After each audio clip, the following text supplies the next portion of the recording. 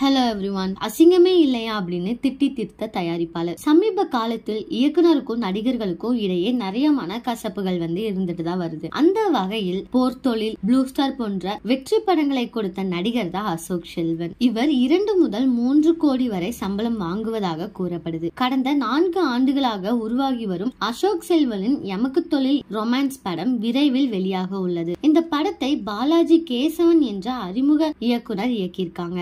இந்த நிலையில் இந்த படத்தின் இசை வெளியீட்டு விழா சமீபத்தில் சென்னையில் நடந்திருக்கு. இந்த நிகழ்ச்சியில் பேசிய தயாரிப்பாளர் திருமலை, ப்ரொமோஷனுக்கு கூட இந்த அசோக் செல்வன் வராததை கடுமையாக கண்டித்து பேசியிருக்காங்க. மேலும் இந்த நிகழ்ச்சியில் பேசிய தயாரிப்பாளர் திருமலை, நடிகர் அசோக் செல்வன் மற்றும் நடிகை அவந்திகா இருவருமே இசை வெளியீட்டு விழாவில் பங்கேற்காததால் அதனை குறித்து கண்டனத்தையும் வருத்தத்தையும் தெரிவிச்சிருக்காங்க.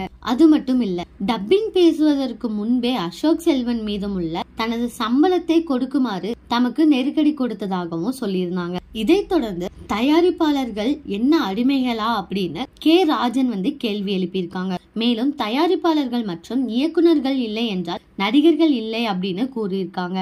இந்த பேச்சு பல்வேறு கருத்துக்களை வலைத்தளங்கள்ல எழுப்பியிருக்கு. இதனாலதான் சமூக வலைத்தளங்கள்ல அசோக் செல்வனுக்கு அசிங்கமே இல்லையா அப்படின்னு எல்லாரும் சொல்லிட்டு இருக்காங்க. இதே மாதிரி லேட்டஸ்ட் சினிமா நியூஸ் அப்டேட்க்கு இந்த சேனலை சப்ஸ்கிரைப் பண்ணிக்கோங்க.